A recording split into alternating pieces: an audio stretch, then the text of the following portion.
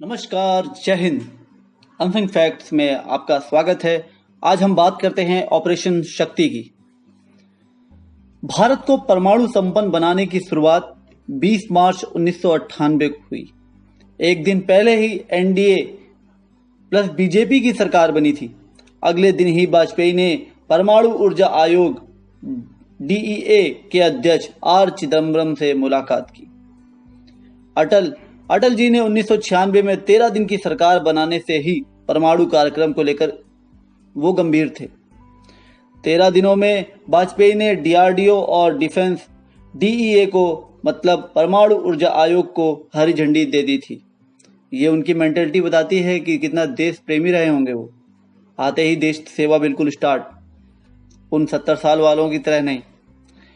India today के राज चेंगप्पा अपनी report में 11 मई का हाल बताते हैं कि एक छोटे से बंकर में अस्थायी कंट्रोल रूम के अंदर सैनिक वर्दी में वो 3 लोग पसीना पसीना हो रहे थे। अब सुनिए वो 3 लोग कौन कौन थे। Captain Adi Marzban, major general Nataraj, major general Prithviraj. पर भारतीय सेना में इन नामों के जरा गौर फरमाइएगा कि भारतीय सेना में इन नामों के कोई अफसर नहीं थे, बस नेम टेली ही थी उन नामों की। ये नाम 1995 में तय थे, पर खबर लीक होने की वजह से नरसिम्हा राव पीछे हट गए। उन पर अंतर्राष्ट्रीय दबाव आ गया। कौन देश चाहेगा कि भारत भी कुछ बन के आगे निकल जाए। उस वजह से वो दब गए। अटल जी जैसा नेतृत्व नहीं था शायद उनके अंदर। आदि मर्जबान कौन थे, अब सुनिए।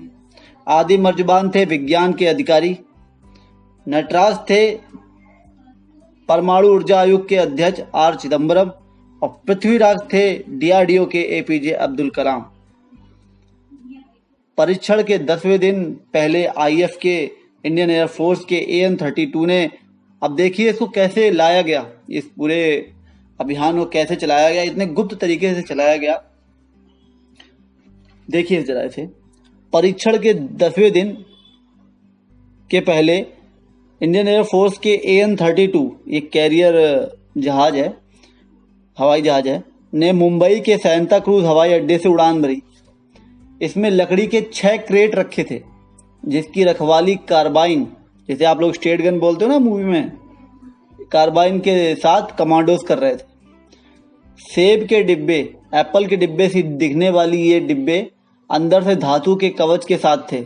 अंदर से उनमें धातु का कवच लगा हुआ था। इसमें प्लूटोनियम के गोले रखे हुए थे, जिसे ट्रॉम्बे के भाभा परमाणु ऊर्जा केंद्र में बनाया गया था। एक गोले का वजन 5 से 10 केजी के बीच था। प्लेन 2 घंटे वहां से उड़ा मुंबई से, 2 घंटे में जोधपुर पहुंच गया और ट्रकों में लाद दिया गया। इसके लिए कोई स्पेशल प्रोटेक्शन नहीं था।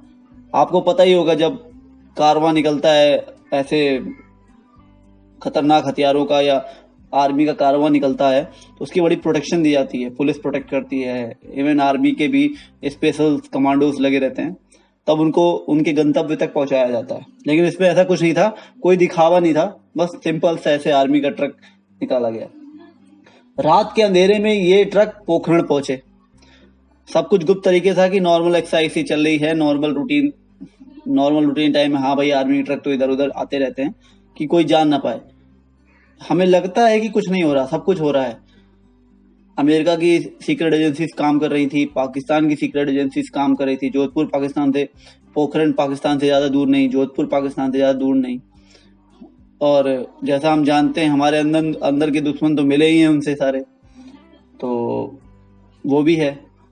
तो सबकी नज़रें थी कि कुछ ना कुछ तो हो रहा है, इतना पता था कुछ ना कुछ हो रहा है। लेकिन कब और कैसे होगा वो अटल जी और कलाम जी के नेतृत्व पे निर्भर कर रहा था। अब रात के अंधेरे में ये ट्रक पोखरण पहुंचे। अब पोखरण में पहले से ही ट्रिगर, डेटोनेटर, विस्फोटक पहले से ही पहुंचा दिए गए थे। अब प्लूटोनियम के गोले मिलते ही असेंबलिंग शुरू हुई। अब हमें सबसे बड़ा खतरा था अमेरिकी सैटेलाइट्स का। उनको थी खबर, तो थी कुछ ना कुछ होने वाला है। आपने मूवी देखी होगी पोखरण में, कैसा सीन बना रखा था। अमेरिकी सैटेलाइट से बचने का सारा काम इसलिए अमेरिकी सैटेलाइट से बचने के सारा काम रात में होता था। 1982 से 1983 में इंदिरा गांधी जी ने भी परीक्षण की मंजूरी दी थी 1982 से 83 में, उस समय तब 3 गड्ढे खोदे गए थे वहां पे, पोखरण में 3 गड्ढे खोदे गए थे, लेकिन वो कैंसिल हो गया था। तो उन्हीं गड्ढों में ये हुआ था अटल जी के टाइम पे। आर्मी ने कुछ दिनों पहले से ही अमेरिकन एजेंसियों को चकमा देने के लिए खूब गड्ढे खोदे, पुराने की सफाई की। आर्मी ने क्या किया ना, वो जो 3 गड्ढे पहले से खोदे थे उसके अलावा भी खूब सारे गड्ढे खोदे गए, और वो जो पुराने गड्ढे थे 3, उनकी सफाई भी साथ साथ में करने लगी। तो उनको समझ में नहीं आ रहा था चल क्या रहा है वहां पे, ट्रक तो आ रहे हैं, खुदाई चल रही बस, और कुछ नहीं, नॉर्मल रूटीन टाइप का।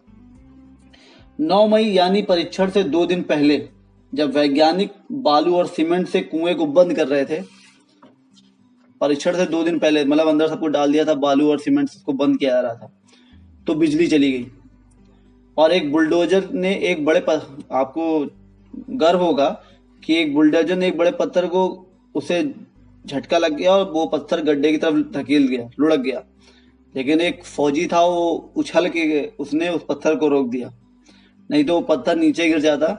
बालू पूरी तरह से थुपी नहीं थी, उसके ऊपर डली नहीं थी, और बहुत बड़ा धमाका हो सकता था और बहुत ज्यादा जान माल का नुकसान हो जाता। 11 मई को परीक्षण वाले दिन चिदम्बरम कलाम कंट्रोल रूम में बैठे थे। चिदम्बरम, अपने पी चिदम्बरम, आर चिदम्बरम थे, परमाणु ऊर्जा आयोग के अध्यक्ष थे वो उस समय के।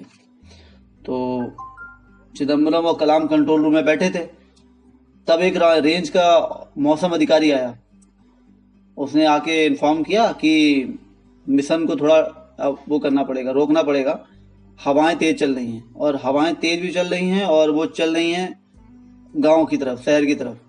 अगर अभी विस्फोट किया तो ये आम लोगों को नुकसान पहुंचाएंगी। फिर उन्होंने वेट किया, हवा दोपहर तक ना रुकी और बाहर तापमान 43 डिग्री सेंटीग्रेड पहुंच गया। अंततः 3 बजे के बाद हवा रुकी और तीनों उपकरणों को ब्लास्ट कर दिया गया। 3:45 पर यह ब्लास्ट हो गया। विस्फोट के बाद जमीन के अंदर 200 से 300 मीटर पर 200-300 मीटर की गहराई पर 10 लाख डिग्री सेंटीग्रेड टेम्परेचर पैदा हुआ, जो सूर्य के बराबर था, जिससे 1000 टन की चट्टान तुरंत भाप बन गई। सोचिए कितना खतरनाक है परमाणु हथियार, आदमी कहां तक पहुंच गया है, केवल किस लिए, आदमी को मारने के लिए। लेकिन एक बात भी है कि अगर आपको विश्व में शांति स्थापित करनी है तो आप अहिंसक होके अपने हथियार कम करके नहीं बढ़ा सकते, क्योंकि ये तब संभव है जब आपका पड़ोसी भी आपकी तरह सोचता हो। अगर आपका पड़ोसी ये सोचता है कि मैं F-16 खरीद लूं, तो आपको भी राफेल खरीदने ही पड़ेंगे ना, टेक्नोलॉजी उससे अच्छी रखनी पड़ेगी, आपको मजबूत होना ही पड़ेगा। आपका दुश्मन अगर मजबूत हो रहा है तो आप ताकतवर हैं, आप जितने ताकतवर हैं, ताकतवर ही शांति स्थापित करता है, ये ध्यान रखिए इस दुनिया में। अब 3:45 पे विस्फोट कर दिया गया। विस्फोट के बाद मैंने बताया 200-300 मीटर पर 10 लाख डिग्री सेंटीग्रेड टेम्परेचर हुआ, जो सूर्य के बराबर था, जिससे 1000 टन की चट्टान तुरंत भाप बन गई और नीचे धंसने से उतनी ही पिघल गई और ठंडी हो गई, जिसने रेडियो एक्टिव को रोक दिया। अब जो नीचे वाली जो थी 1000 टन भाप बन गई, और जो ऊपर वाली थी रेत मिट्टी, वो उसके ऊपर गिर गई, हाँ, तो उसने रेडिएशन को रोक दिया। फुटबॉल के मैदान के बराबर जमीन कई मीटर ऊपर उड़ गई। इतना तेज धमाका था कि कई मीटर फुटबॉल के मैदान के बराबर अंडर ग्राउंड हुआ था ना ये, तो ऊपर उड़ गई। 2 दिन बाद फिर उसी जगह और 2 परीक्षण हुए। तो ये था हमारा ऑपरेशन शक्ति। अगर पसंद आया हो तो लाइक एंड शेयर करें। जय हिंद, नमस्कार। और उन वीर सूरवीरों को जिन्होंने ये हमारे देश का नाम रोशन किया, कलाम जी को, माननीय प्रधानमंत्री, भूतपूर्व प्रधानमंत्री अटल जी को, और हमारे सभी सेना के लोग, DRDO के लोग और टेक्निकल टीम को, उनको नमस्कार करें, उनको याद करें कि उनके सहयोग से हमारा देश का नाम रोशन हुआ। हम दुनिया में ये दिखा पाए कि हाँ, दम है भारत में, दम था भारत में, और आगे भी दम रहेगा भारत में। जय हिंद, नमस्कार।